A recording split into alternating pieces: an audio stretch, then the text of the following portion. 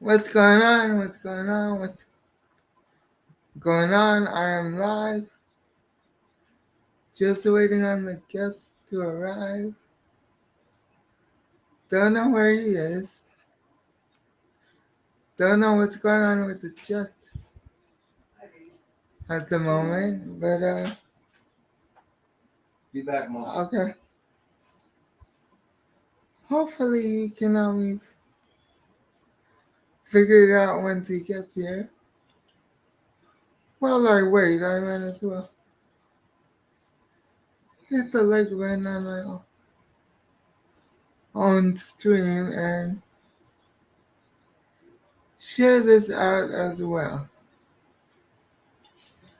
Those are the smart things for me to do, so let me do that while I wait on the guest to show up, which hopefully he does, and he hasn't forgotten. At least I hope not.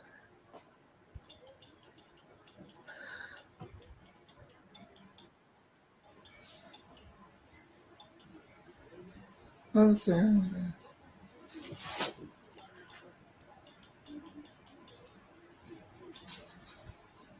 If you're in the,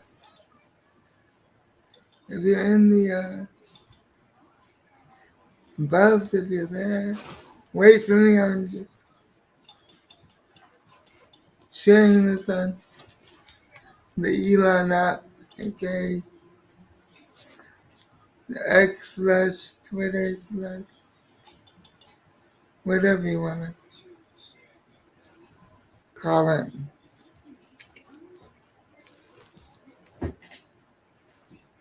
So let me do that, and then if you're there, I will bring you up.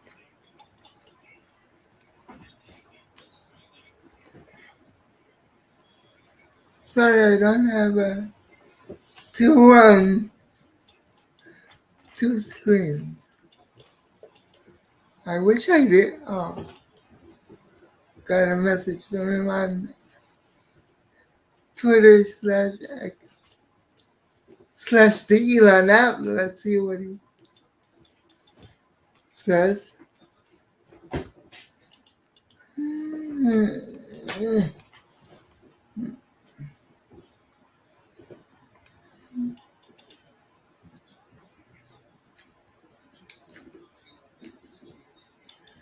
Just got this message and okay.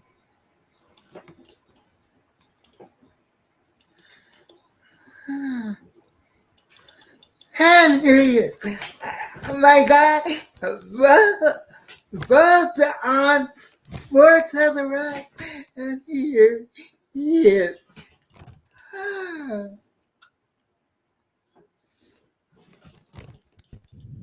Buzz, welcome. Welcome Hey. to my channel. Hey, Jose. Thanks for having me on. How's it going, man?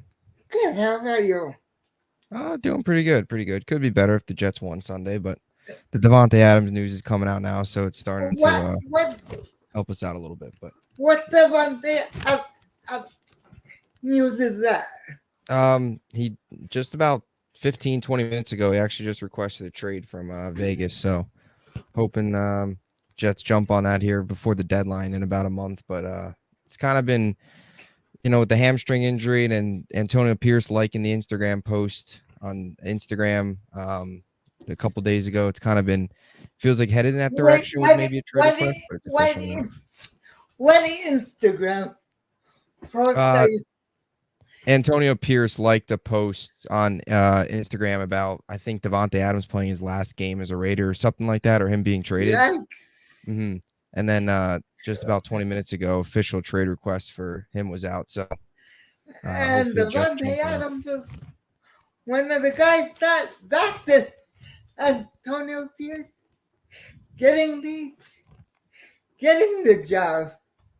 Yeah. That's crazy. Yeah, definitely. That is absolutely insane. Yeah. And the crazy thing is, Antonio Pierce is probably a better head coach than Robert Saleh. Yeah. Let's Yeah. let's talk about Mr. Clean, Mr. Clean. Let's talk about him. What is wrong with him, and why does he still have a job in New Jersey, aka New York? Yeah. Your guess is probably as good as mine. I mean, it's a good question. I don't know. I mean, he's awful. He's terrible. There's no other way to put it. Sunday was another prime example of it. You know, go out there against a Broncos team where rookie quarterback and Bo Nix. I know they won the week before against Tampa, but it's still a rookie quarterback. It's an early season game against a rookie who went into that game, didn't throw a touchdown pass, threw 4 picks. You know, the first 3 games of his career, throws for 60. 60 I passing know. yards. The Seahawks caught Yeah. 2 of those picks. Yep. Week 1. Yep. He had the 2 picks against Seattle, 2 against Pittsburgh, and then he played a clean game against Tampa. And then, only threw for 60 yards yesterday or Sunday. Because all they did was run the ball against Tampa. Yeah. Yeah, it was a big day for the run game. But, yeah, he didn't have a pass over the line of scrimmage. It was 2023 all over again, really. You go up against the Giants last year. They got lucky. They got bailed out. The Graham Gano missed kick.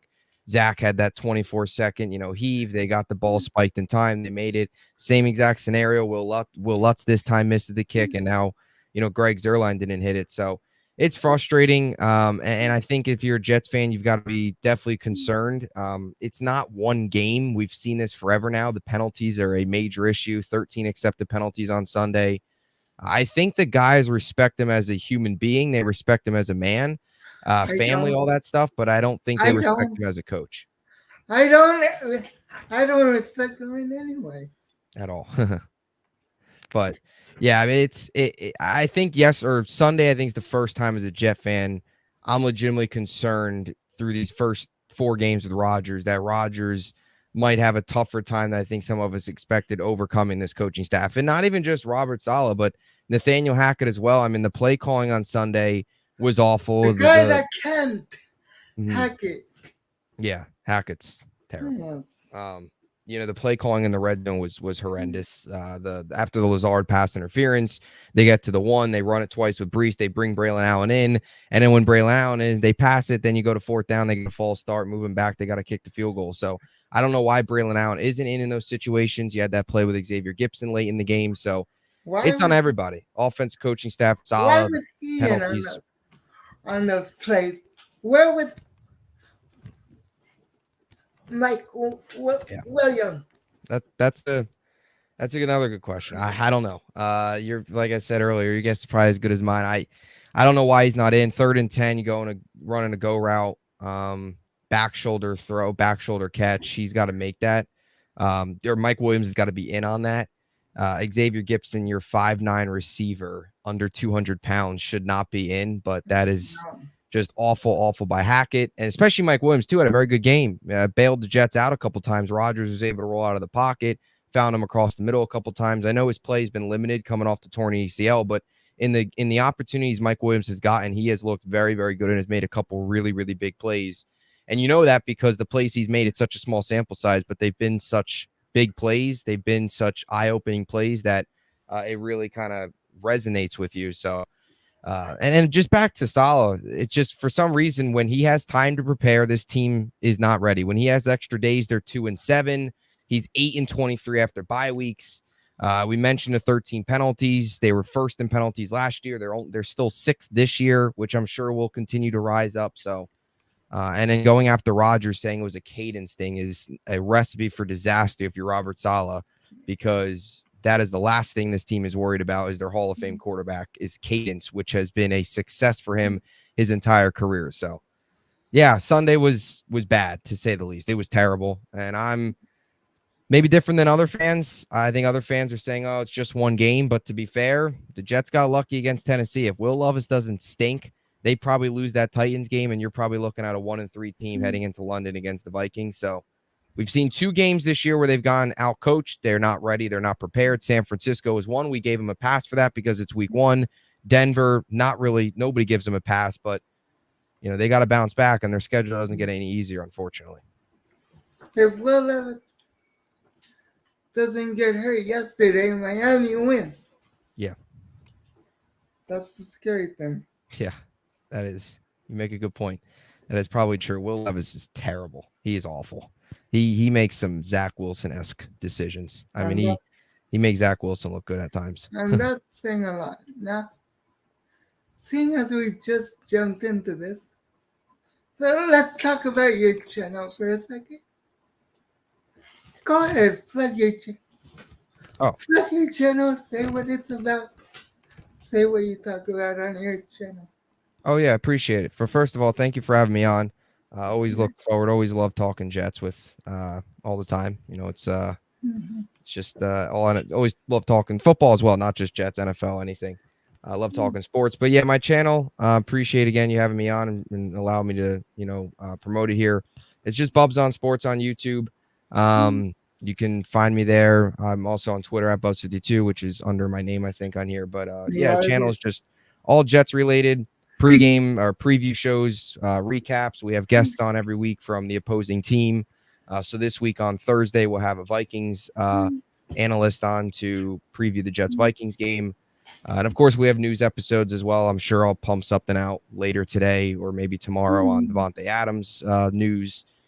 We always have episodes the next day after each game. We break down, statistics after the game, stuff like that. So looking to maybe incorporate some more live streams, but during the season, there's so much content. So just look for those videos, recaps, previews, episodes throughout the week, news, rumors, all that stuff. Talk about, we watch Salah's press conference, and I sometimes if he says anything meaningful, I'll talk about it. So all Jets content. Or anything stupid.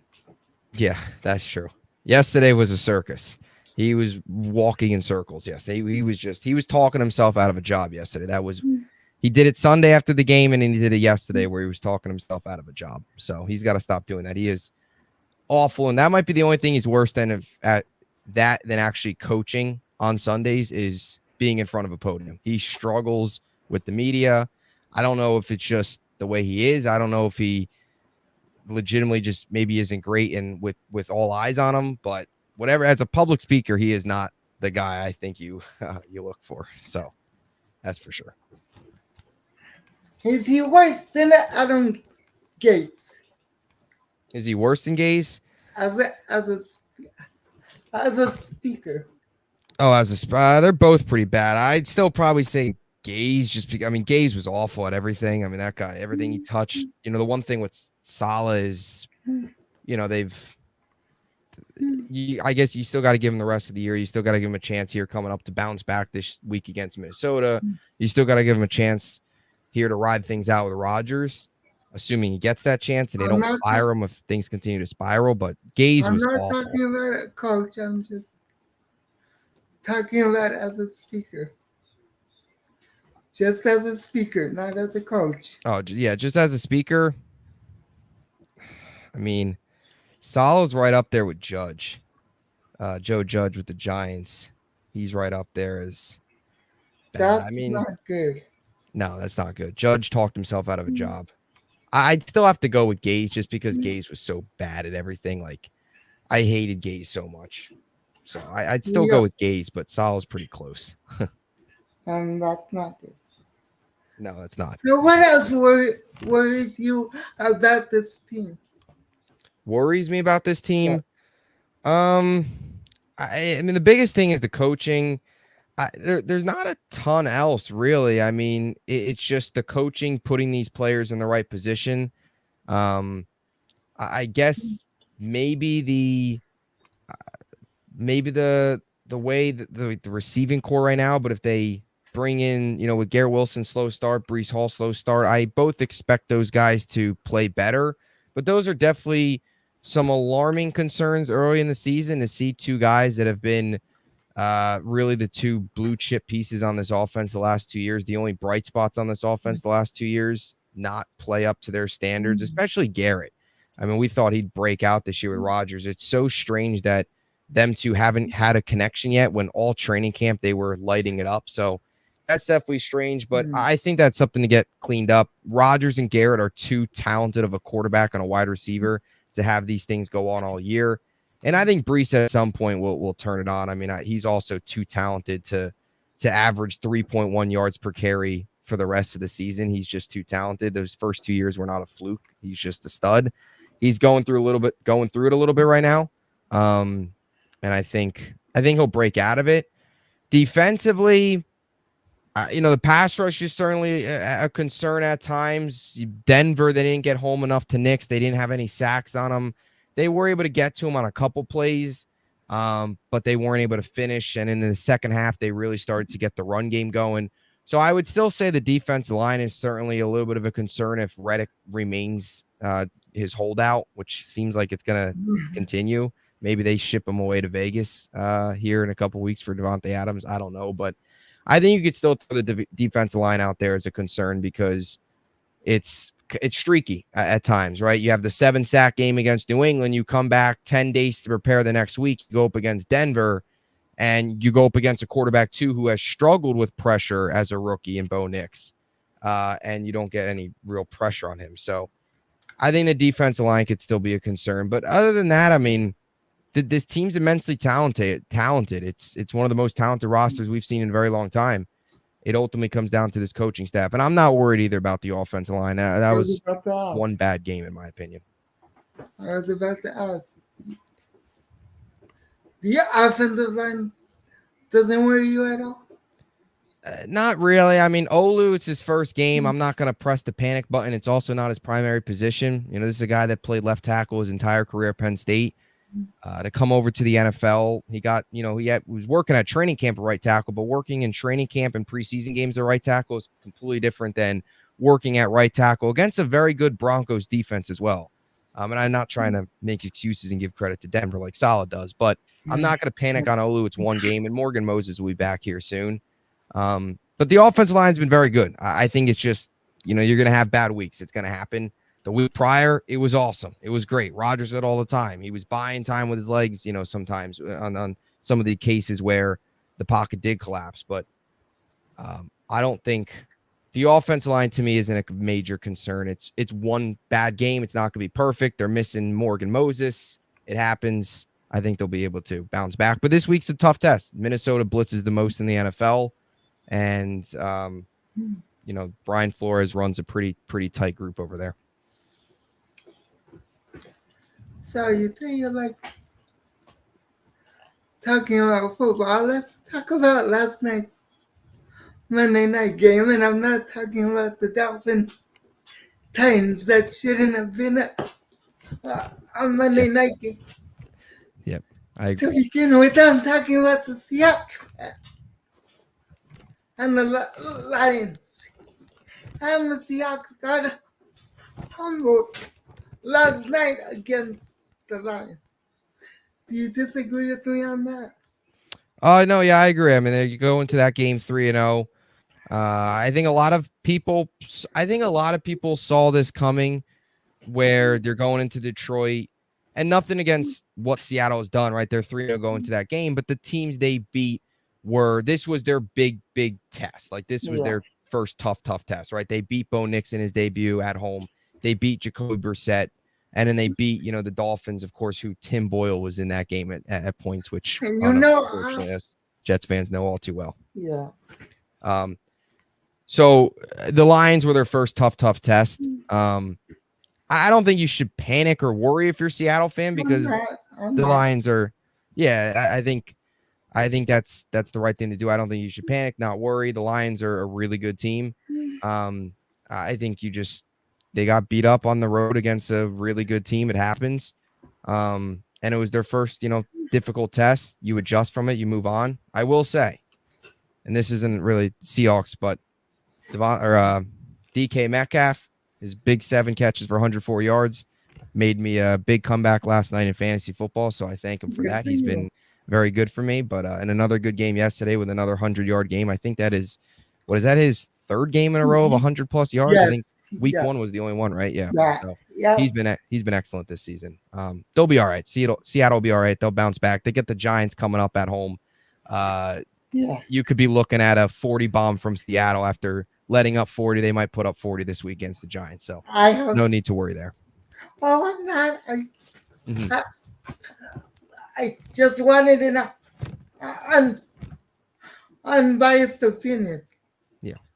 And two, they get San Francisco coming up after that, who's banged up, and both of them are coming at home. So Seattle will be right in the mix down the stretch here in the NFC West. Outlaw! Shout out to Outlaw in the chat. Let me get to his comments. Give me a second. Sorry about that, but please, No problem. please continue while I get to the comments. Oh yeah, I was just saying with Seattle's schedule, you got the Giants coming up. You have San Francisco; they're banged up. Giants are the Giants. I don't think Daniel Jones is going to go into the 12th man and beat them. So I think you like your chances the next 2 weeks. San Fran banged up, and then after that you get Atlanta, who is beatable on the road. The Seahawks play the way they've been playing, and last night of course wasn't good, but this will be a team that is around the 11-12 win mark potentially, and right in the heart of it in the NFC West, especially if San Francisco doesn't start to get things going, and they continue to, IU continues to struggle. If they don't get things rolling, Seattle, I think, got a pretty clear path in that division. That's a question for you, Buzz. What percentage do you think the Jets? I'm pretty confident that Davante Adams ends up a Jet. I was pretty confident going into this season that he would end up the Jets with the Jets at some point. I mean, just realistically, if he had a chance to play with Aaron Rodgers again in New York, compete for a Super Bowl over playing with Aiden O'Connell and Gardner Minshew, you take Aaron Rodgers, the Jets, and a Super Bowl all the time. So I think it's probably 85%. I'm pretty confident, 85, 90%. I'm very, very confident that he is a New York Jet by the trade deadline at the latest. The only team that worries me is the Baltimore Ravens. To potentially add Davante? Yeah. I think Baltimore's in there. You could throw probably Kansas City maybe. They might be a team that throw their hat in the ring as well. I would say Buffalo, but Buffalo doesn't have much cap space. They have very little wiggle room to add a guy like Davante Adams. I also think Josh Allen just got over Stephon Diggs. I don't know if they want to give him another legitimate number one receiver after what he said post Stephon Diggs era, where he's happy guys don't worry about stats. Not that Davante Adams is like that, but they just got rid of Diggs. I don't think they're going to bring in Davante. I think they're going to roll with their group. So yeah, I think Baltimore's in the conversation. The Jets, of course. Kansas City, I think you could probably throw them in, but the only thing there is what are the chances of an in-division trade? Yeah. I don't even know the last time those two teams made a trade. So, and a trade of that magnitude too. It's not like the Jets and the Bills were, traded away Brandon Codrington for a late round pick. This is Davante Adams going to a team that's looking for a three-peat. So that could definitely dampen that possibility. That's another question for you, Bucks, right here. Yeah, with Breece Hall, so far this season, I don't know if it's exactly not playing the starters as much of it is. I think it's just a slow start. Teams right now, and I've said this about the Jets for a while now, especially under Hackett, their run concepts are very, very vanilla. They're very boring, to put it pretty blatantly. They don't run many counters. It's Breece right, Breece left. They don't run much creative run plays, and Breece Hall's facing the highest stack box rate in the NFL. I think it's a 17.9% stack box rate in the NFL when he has the ball. So running up the middle every time, just relying on between the guard and the tackle. I think if they run some counters, the pitches don't always work, but they've had some success. Outside runs. I don't know if he's playing hurt. I mean, he dealt with a lower body injury during the summer at times, but it wasn't anything major. He still practiced through it. So I don't know. I mean, it could be preseason, but I mean, the Jets last year only had that one tune-up game. I don't really know if he played one drive against the Giants, if he would have 5 yards of carry right now. I think it's just a slow start. And I also think Braylon Allen too has just got the hot hand. Teams just they're so all over Brees, and when Braylon Allen gets the ball, he brings that different style, and it's that downhill style that the Jets, of course, brought him in to be. Your thoughts on this comment? My prediction is already possible. Yeah, I think that's a possibility. Dealing Reddick, and it's funny that Reddick kind of gets brought up here in the trade because the NFL, or Ian Rappaport, I think, of NFL Network, a couple days ago tweeted out that if you can't trade like Hassan Reddick back to the Eagles, it's an actual rule in the NFL where if a player gets traded in a certain amount of months, he can't be dealt back to that team. So yeah, I agree, but that tells me personally that the Jets and the Eagles tried to trade with each other because they probably tried, and then that rule came up and they couldn't. So it's clear that the Jets might want to move on from Reddick. I wouldn't be surprised if it's Reddick and a second or even a third that the Jets, of course, have as well. Get that done. Right, because the Raiders are without Max Crosby for the time. Yes, they are. See? They are without. Yeah, they were out Crosby. And two, just adding Hassan Reddick. I mean, him and Crosby on opposite ends would be... That would be dangerous. Very dangerous, yes. That'd be two elite pass rushers. Let me get to this other comment. Give me a second. As I drop the Lincoln cake, he wants to come up and say this. If he's not busy. Sounds good. How much time you got? I'm good. I'm good. Just checking. Just check. Yep. Oh, my God. Sorry about that. No problem. He's typing too fast.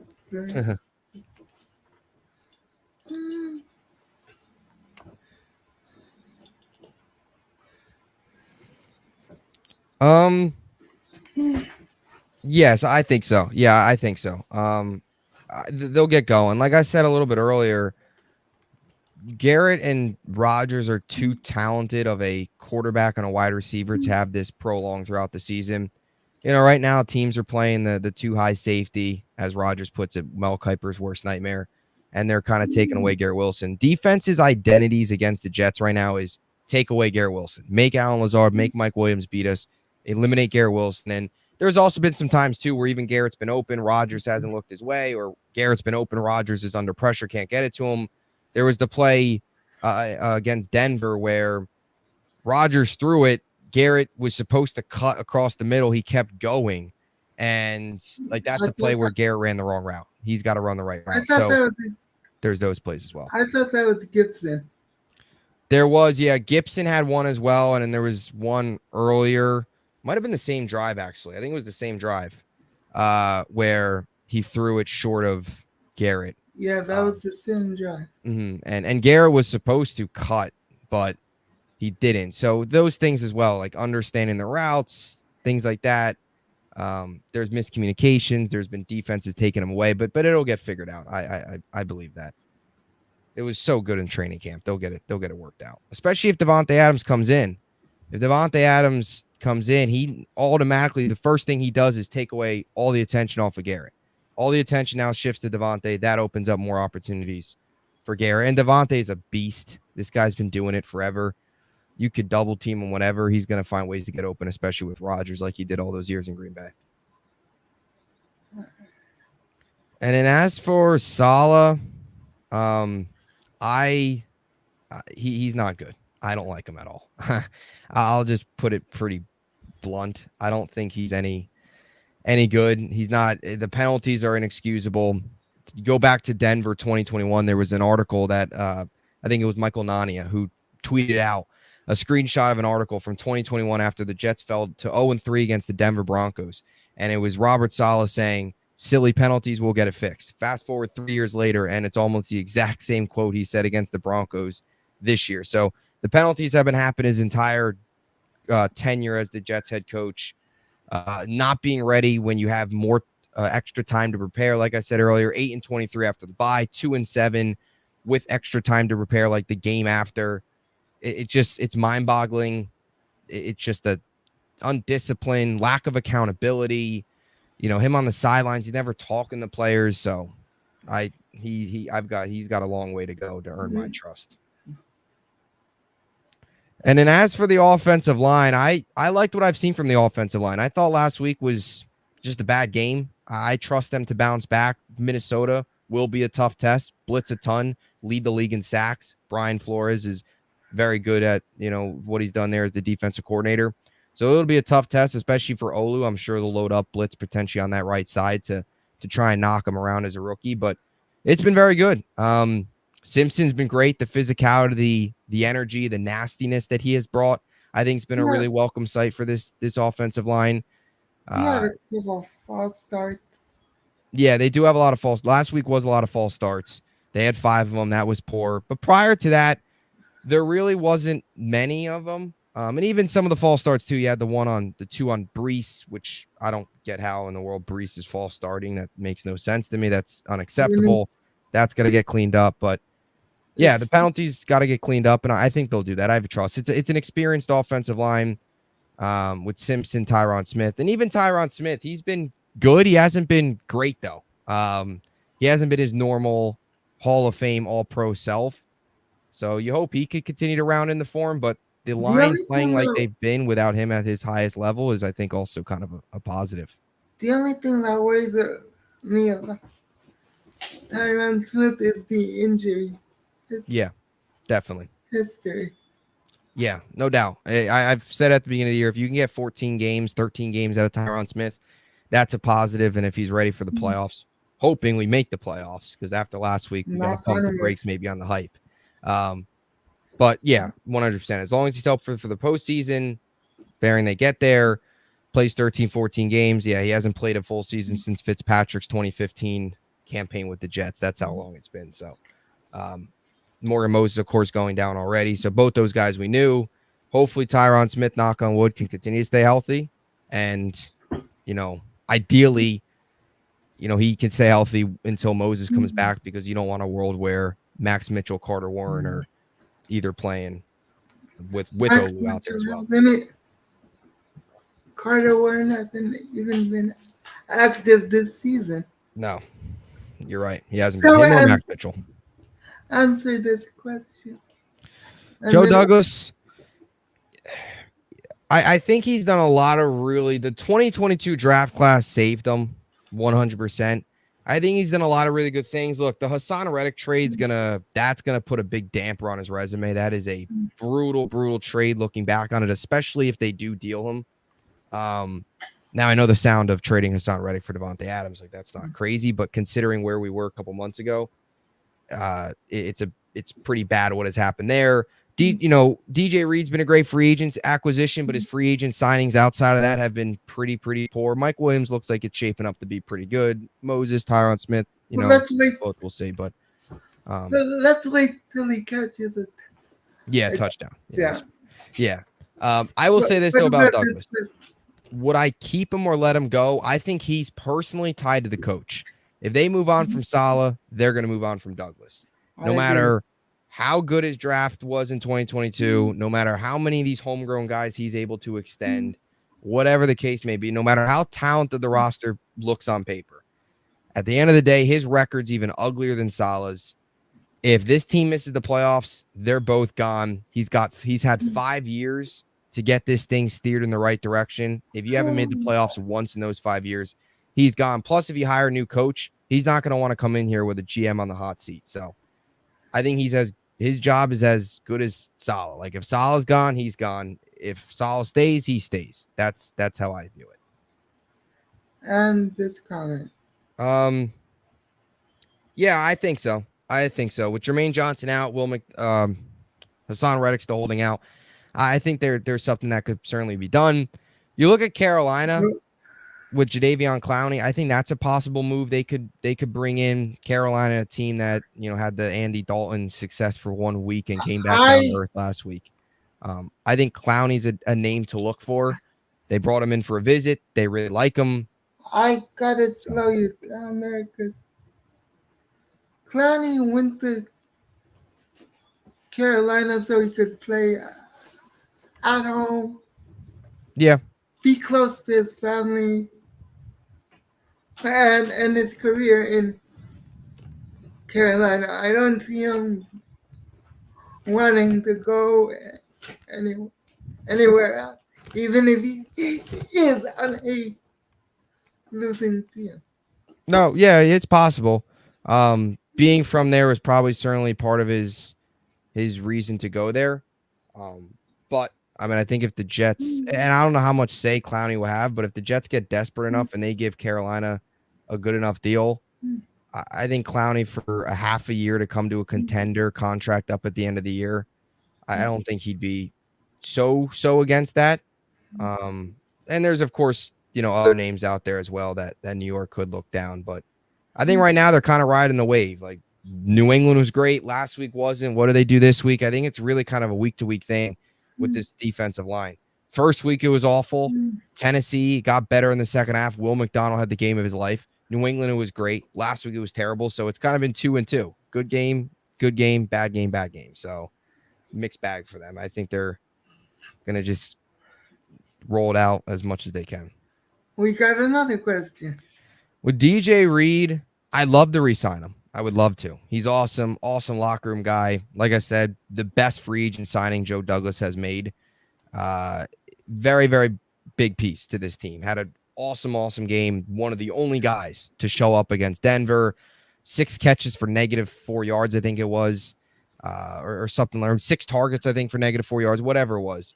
He was great over the against Denver. He's been great all year. I just don't think they do that because they already extended Michael Carter. They're going to have to extend Sauce Gardner. They're going to give him the highest contract in the NFL at corner. So I think he's going to surpass, Surtain. Of course, Jair Alexander's up there, but I think he's going to look for cornerback 1 money, and I don't think the Jets are going to be able to do it because they've got all the other extensions on their plate, including Sauce, and they already gave Michael Carter highest paid slot corner money, a month ago. So I think he's going to go elsewhere. You ask every NFL team, will you take DJ Reed as your number 1 corner right now? I would. Probably 60-70%. Yeah. I would. Yeah, exactly. And I have Tariq Woolen on a Yeah. rookie contract, but I would still take DJ Reed. Yeah. And that's the unfortunate part is, and that's too where you want to give credit to Douglas. Like now the Jets need to focus on keeping their own forever. The Jets have always been about trying to overpay other teams' guys to come play for us. Now it's about the Jets trying to hold on to their own guys, DJ Reed being one of them. So yeah, I would love to have him back. I just don't think it happens. I think he's going to test the market and look, good for him. He gets cornerback 1 money. He deserves it. He came here and really took his career to another level. And he did in Seattle before that as well. Yeah. Yes. Maybe he does. Maybe they do end up in Seattle, possibly. No, I'm saying he came from. Yes, he was in Seattle. San Fran, Seattle, and then with the Jets, yeah. Yes. That's what I was getting at. Sorry if I spoke too quickly and you misunderstood. Oh, no problem. No, I got you. Now, I know you're a Jets fan, but do you follow other sports as well? Do I follow others? Yes.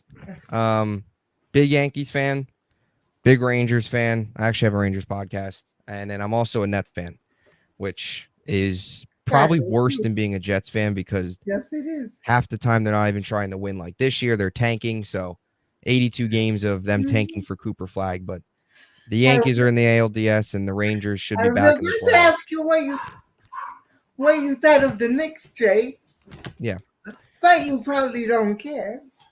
Yeah. I mean, it's big sports news, so I certainly saw it and certainly looked into it. Obviously not impacting my team, so yeah, I didn't take that deep of a dive into it, but just from an outside NBA perspective, I think it's a good move for the Knicks. I know there's Knicks fans are very split. You don't think it's good? No. I think you Randall is and a first round pick just to swap guys who are overrated. Yeah. in my No, opinion. yeah, no, I agree. Um, I mean, you could kind of, I guess, look at it both ways, good or bad, of course. I think Randall was a really, really good like piece for this. It was a solid piece for this team. Weird relationship with Knicks fans with Randall. Times where they loved him, and then there was moments where he made some head scratcher When he decisions. would Didn't make always. You wondered if he could be the when he guy. when he would try to be Steph Curry. Yeah, that is true. But I will say this about Randall. Knicks fans should have nothing but appreciation for him. This is a guy that came to the Knicks when nobody else wanted to. Well, he got traded to the Knicks. Yeah, well, yeah, and this is a guy that came in as really turned the franchise around. Was a big piece of why Jalen Brunson's here. Why they now have Mikal Bridges. Why they've been able to make the playoffs. Right, that COVID run was really the start of it. That was led by Julius Randle. He's been the foundation piece. So Knicks fans, he's say been awesome for them for sure. Please just say 2020. Do I like the Mikal Bridges trade? Yes, I do, actually. I do. I do like the Bridges trade. What did you get back for Bridges? I can't remember. I don't know all of it off the top. I mean, I know they got Bogdanovich and a ton of firsts. I don't know the exact number of first round picks, but they got a ton of picks. Don't know the exact number off the top of my head, but I like the trade. He clearly wanted out of Brooklyn. It was a win-win. So the Knicks are throwing away all their picks. Good grief. Yeah, but it's a win-win because the Knicks, they needed a player like Bridges. The Nets aren't trying to win, and Bridges, we all know, he wanted out of here. He wanted to move on. He wanted to play with his Nova Knicks. DiVincenzo was not even with them anymore, but Hart and Brunson, of course, still there. He wanted to play with those guys. The Nets are entering a rebuild. Everything, the offense really centered around Cam Thomas. So it's a win-win. Knicks get what they want. Nets get picks and get the tank. Can't wait. Yeah, 100%. I think Knicks fans should have nothing but love for Randall. He came in and turned this thing around. Turn it around for sure. And now look at where the Knicks are. That's what's unfortunate is he won't get the chance to win it. But I also think too, from the Knicks perspective, is they weren't going to re-sign him at the end of the year. So might as well get something for him now. Of course, that's Karl Anthony Towns, and you go on. Now, here's the crazy thing. I was born and raised a Laker fan. I love the Lakers, but I hate LeBron James. So I can't root for the Lakers. Yeah, I am stuck rooting for the Knicks. Yeah, I'm 50-50 with LeBron. I respect him. I respect his greatness. Oh God. But I mean, I'm not a Lakers fan. I'm not a Cavs fan, of course, wasn't a Heat fan. Right. I mean, certainly those Cavs Warriors matchups were occasionally fun to watch. I mean, the 3-1 comeback, that series was a movie to watch. I mean, that was awesome. Whether you're Cavs or Warriors fan, just seeing a comeback, seeing a series come down to game 7 like that is awesome. Those runs are a lot of fun. He's running out of time though. I don't think the Lakers are going to do a whole lot in that Western Conference with his podcast partner JJ Redick coaching the team now. JJ Redick, I can go way in on him. Yeah, but this isn't the time. I'll make a video about that. You don't want to know about that. Trust me, you don't want to know. It'd be the changing of the guard, LeBron to Bronny. How far do you think the Yankees can go in this? Is Rizzo on the DL? He probably won't play LDS, most likely. Right now, he's still kind of getting treatment on his fingers, his pinky and his ring finger. Both are fractured. I don't think he'll play the ALDS. I think it's a long shot. And if he does, he will be like so far from 100%. Playing the Tigers because they beat the Astros today. Mm-hmm. They just beat the Astros 3-1. I think what's big with the Yankees is, and this is this is always interesting to kind of see what happens. But the bats always tend to go quiet in the postseason. So hopefully this year is different with Soto and Judge, and of course Stan as well. Right, Stan's been a good bat in the playoffs. Has he really? For the I would for the most part, he's stepped up in the Girl. postseason. But regular season's bumpy. Postseason, he's been good. There's a reason Don Levitar's father called him, used to nickname him the Whipper. Yeah. Yeah. But He's with the only reason. Sorry, what was that? He's the only reason that show was any good. Yeah. But anyway, I think back to what you were saying. Sorry to cut you off. Oh, no, you're good. I think with the Yankees, yeah, it comes down to the bats and the pitching too. Both rotation and bullpen. Nestor being out stings a little bit. The bullpen's been a little banged up, and there's been questions there with the bullpen all year. Yeah, Nestor was hot. Nestor's been hot and cold all season, though. Yeah, but even Luke Weaver too. He's stepped up in the bullpen, so you hope he can have a big playoff. I'm scared of. I'm worried about Baltimore. I am worried about Baltimore. They're losing 1-0 to the Royals. Yeah, I did see that. I was watching the game before I was switching back and forth. These couple days of wild card baseball is awesome. It's like wild card football, wild card baseball. You're flipping games. It's almost like March Madness version of MLB, where you just got meaningful games on all day. So it's been a lot of fun. And then, but yeah, Baltimore. If they get past. Baltimore is the team I think probably the biggest threat because they've had the Yankees number this year. Not worried about Cleveland. Detroit could be scary if they get on a roll. Tariq Skubal a dominant pitcher. Had a great day today against Houston. So not worried about Kansas City and I'm not worried about Houston either really anymore. I know that's more history now. I think the Yankees could take them. That's why I love you. Shout out to you. We agree. Can't stand. We agree on LeBron James. LeBum? Yes, LeBron. That's exactly what we call him.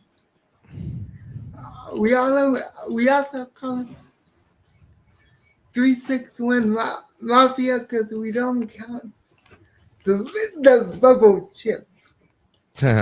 AKA the free trip to Disney World. Yeah. Bubble. The fraud. Yeah. Left fraud. Very good. Good learning. I'm happy. So, anything else you want to talk about? The Rangers, maybe? Yeah, I mean the Rangers are. Yeah, I like where the Rangers are at. What's up, Scrub? Let me get to your comment. Oh. Give me a second. Go ahead. Oh. Yeah, in terms of the Rangers, I don't know. I mean, they got to prove it to me with the playoffs. You know, last year was the first time I legitimately, during the regular season, like full on bought in. This team is going to win the cup 100%. With the way they dominated the regular season, everything was lining up to 1994. Not only with the Rangers, but with the Knicks as well. Everything was lining up to 1994 all over again. It felt like that. Of course, the Knicks got eliminated. They got banged up, injuries everywhere. Rangers, of course, lost in 6 to Florida. They didn't do a whole lot in the offseason. So I think for me, it comes down to the playoffs. They'll get to the postseason. I think they've got a pretty good chance to win the Metro. It's if they can be physical, tough enough, and if they're tough enough, and if their stars can step up. Can Panarin, can Mika, can Kreider step up in the playoffs? Fox, can Igor continue to play well in the playoffs? That's what it comes down to. They got to win a cup. Nothing else matters if they don't win a cup. That sounds like the LA Kings. Yeah. Scrub, you're right. I hate saying that, but you were right. Yep. Yeah. Tigers won 3-1, and Astros had the bases loaded with 2 outs in the ninth inning and couldn't get a hit. Yeah, so they I always find these wild card series. I never understood why they make them 3 games now. Very rarely. I don't know if there's a team. I could be wrong, because I don't know. I don't know if there's a team that's ever lost the first game of these wild card series and have come back. There isn't. Just go back to the 1 game format. Just go back to it. I don't. The extra game to me is just dumb.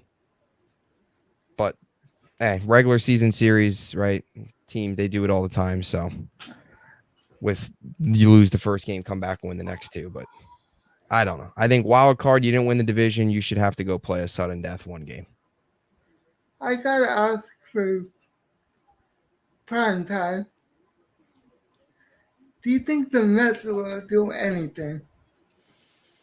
I mean, I think they're down 1-0 now. I just saw, but yeah, I think so. Milwaukee's tough. Milwaukee's tough for them. If they can get past Milwaukee and they can get on a rhythm and get the day off in between the series, I think they can. But to be honest, I don't think they'll go. I mean, like if we're talking World Series, no, I don't think they'll get much further than the wild card. I think they maybe you win the wild card round, but that's probably about it. I don't, you look at, I still think the Braves, even though they split yesterday, I still think, I like the Braves over them. Padres, of course, are really, really hot. We'll see what they do. You've even got the Dodgers, who I know every year it's kind of the same thing. God. But Phillies, of course, always in that conversation as well. But I don't know. I think the Mets, you're probably looking at best case scenario, NLDS. I don't think they'll get much further. But then again, last year we saw the Texas Rangers and the Arizona Diamondbacks. Do we get that again this year? Do we get a Mets-Tigers World Series between 2 teams that nobody thought would go anywhere? Maybe, but we'll see. But we're going to end it there. I'm going to end the stream, but stick around because I do have a question for you that I don't want to ask on stream because I don't want to put you on the spot. So stick around for a second while I end this. Please, if you have time. Yep, I'm good. All right. So, guys, that's where we're going to end it. Thank you for coming to it. Thanks for the comment. Make sure you subscribe. But his channel is in the description below. Like, comment, share, subscribe. And until the next one, I'm out. Peace, God first, God bless, stay safe, stay out of trouble. And until the next one, I'm out. But say goodbye. Have a good one, everybody. Thanks for tuning in. A lot of fun. You're welcome back anytime. Yes, thank you for having me. As I end this, as my dog goes crazy. God, I love my dog.